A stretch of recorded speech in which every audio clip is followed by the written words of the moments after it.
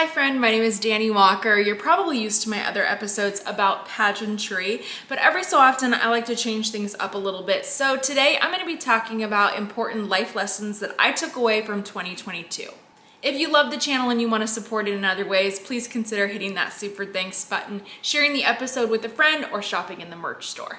I feel like for me in 2022, one of the big themes of 2022 in my life was just making sure that I'm really invested in myself before I can invest in other relationships. So really, I guess that comes down to creating boundaries for your relationships. And I'm not just talking about romantic relationships. I mean, relationships with your friends, with your family, with your coworkers, with your clients, all of those things.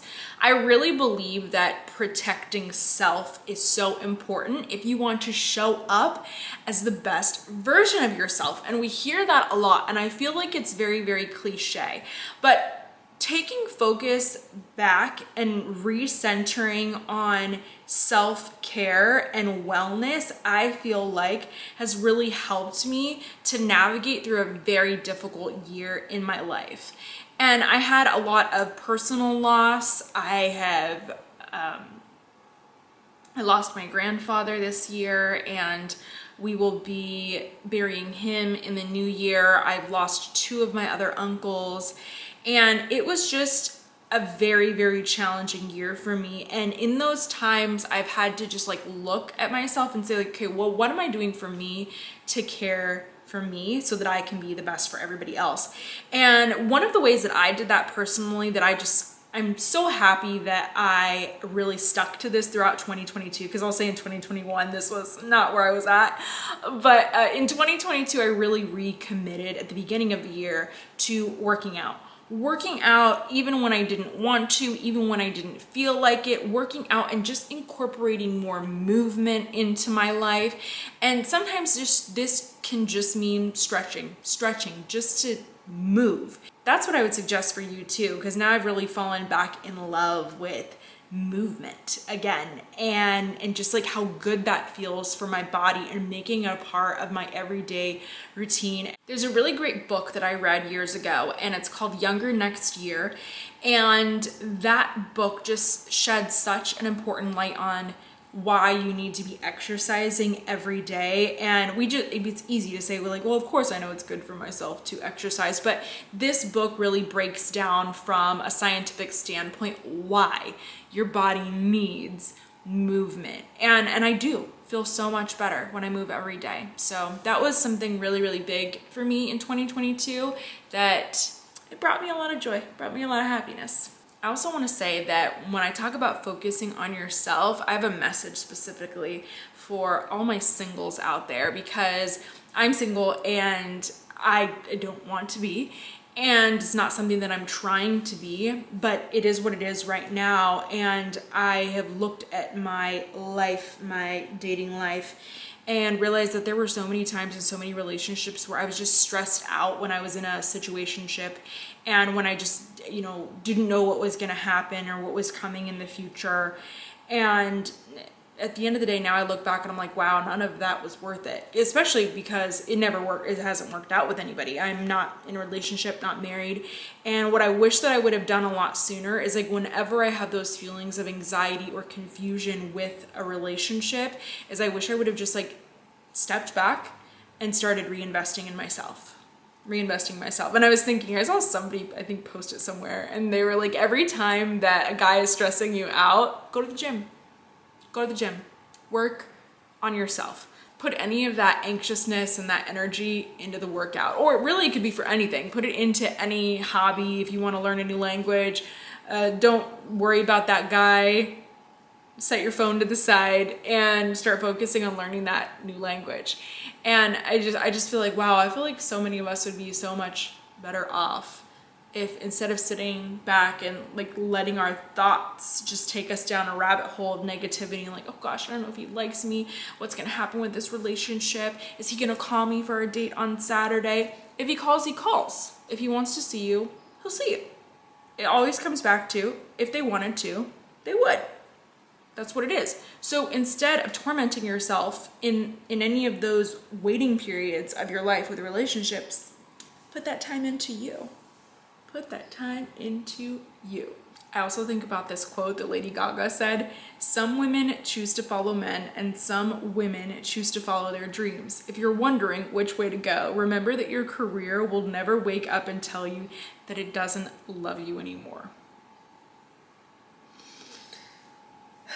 That's a lot to unpack there. That's pretty heavy. It's pretty heavy. And I'm not saying that we shouldn't be invested in our personal relationships. For me, it means that yes, I can be invested in my relationships and care, but I still need to not be distracted and not let any relationship deter me from any of my goals. It's like, imagine if you're spending all of this time and energy worried about your relationship with somebody when you could really be investing that in yourself, in your business, in your goals. And at the end of the day, when you invest in those things, you're going to see that return. You're going to see that change. You're going to see that transformation of your life. But what's unfortunate is sometimes we're investing all of our time into our personal relationships, and there is no guarantee that we're going to see that return on that investment.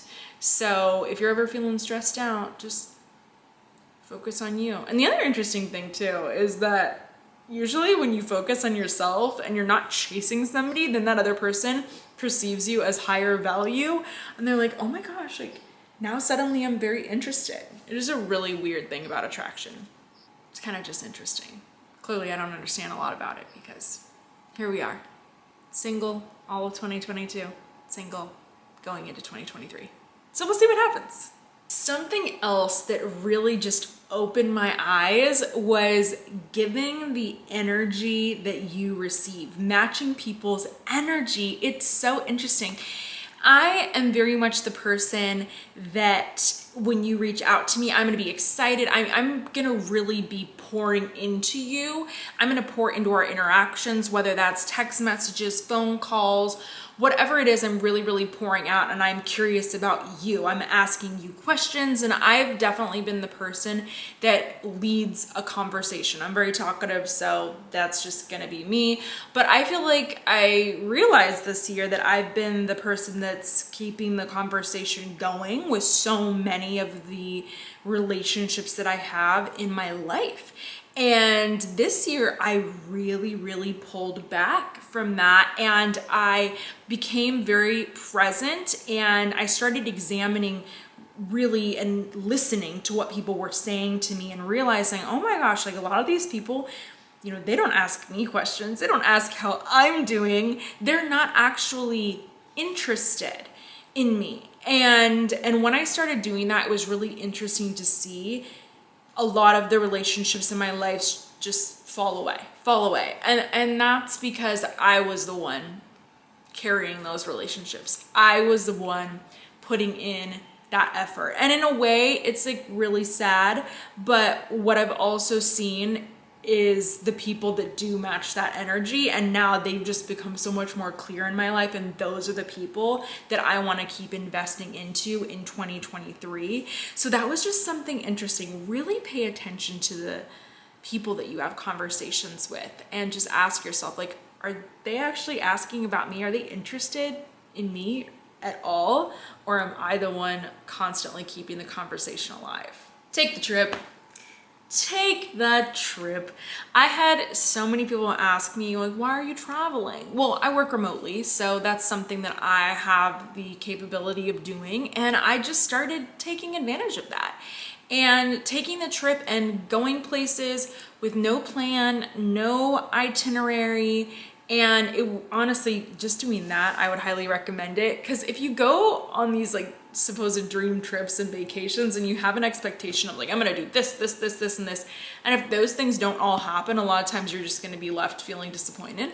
So I just really started traveling to places and like checking places off my list one by one and going. And a lot of people I've realized in my life have thought that it's kind of strange. And I saw this one quote, I posted it on Instagram somewhere, but it's essentially that I'm not traveling to escape life, I'm traveling so life doesn't escape me. And I just feel like that really captured all of my trips. You know, people kept wanting to know, like, what's your specific reason for traveling? And really my answer is kind of like, well, why not? why not? If I have the ability to, why not? Why wait? I feel like a lot of people are always waiting. They're like, when I get this job, when I get this promotion, when I get married, when I'm in this relationship, then I will do X, Y, and Z. And guess what, guys? It's not promised. Tomorrow is not promised at all. So when you can go, take the trip. Ooh, something that is also very important is just don't tell people what you're gonna do. Just do it. And I feel like that just relieved so much stress from my life, because for different reasons. Sometimes you tell people what you're gonna do, and these are really good plans that you're excited about, you can't wait for, and then you're gonna see people get jealous of those things. They're not gonna be excited for you the way that you're excited, and that's because you're oftentimes doing something that they want to do for themselves, or they look at you and they're like, gosh, I wish I had something like that going on for my life. So you're gonna really be hit with a lot of jealousy, and that's not great. And on the other side, it's like you also don't really want to expose yourself to those people who don't believe that you're capable of accomplishing your plans. That's not going to help you. I feel like dreams and goals for me have become just so personal in my life, and I've just been holding them so close to my heart recently, and not sharing about these things with other people, just because I have experienced that firsthand, where people aren't excited for you. And then when you tell them about these things that you want to do, they just come back at you with not about how great it'll be, but they come back at you with these negatives and like, well, what about this, this, and this? And do you have plans A through Z? And what are your backup plans? And you're just like, don't even worry about it. It's not even your life. I don't even know why you're concerned about my plans A, B, C, D, E, F, G. Like, just worry about you, just be excited for me. And a lot of people, it's very, very hard for them to be happy for others just because they're unhappy with themselves. The last thing I think, gosh, I just kind of even feel emotional saying it, is just you don't need a reason to be happy. And that just hit home in so many different ways. Like when the year started in 2022, I randomly, on a whim, moved to New York. And the day after I made that decision, I learned about the passing of Chesley Christ. And there was a lot there, friends. There was a lot there because I didn't know Chesley personally. My friends do, though. And so I had a lot of really emotional, really big conversations with a lot of the people around me. And there's a lot of sadness, a lot of heaviness, a lot of darkness with that. And I've experienced a lot of personal loss this year, losing 3 family members, having my own personal struggles and my personal life. And I just realized that we can't always live in that sadness. Like, yes, it's going to be a season. Yes, like mourn when you need to, be sad when you need to, but don't shy away from those moments where you do find joy and you do find happiness. It's okay to be present. It's okay to live in those things, because the people that we've lost in our lives, those people would really want you to be happy. They would want you to live that joyful life. So it's just been really tough, I think, this year, finding those moments of happiness and not feeling bad, like learning how to not feel bad about being happy and finding that joy. And that's something I want to take into 2023, is just like when I have that moment to be happy, live in that. Don't think about other things that are gonna worry you in the future. Don't think about those past sadnesses, because I heard a story from this man who shared at the end of his life that he said, whenever something good would happen to me, I was always anxious, because I thought that when something good happened to me that's so good, that must mean that something bad is coming next. I feel like a lot of people are living like that, where they feel like, oh gosh, I can't get too happy because something bad is going to happen next and I better be prepared for that bad. Yeah, bad things are going to happen. It's going to be inevitable. So live in that joy when you can. Those are my big life lessons of 2022. Things that really, really stuck with me, things that I am going to take with me into 2023.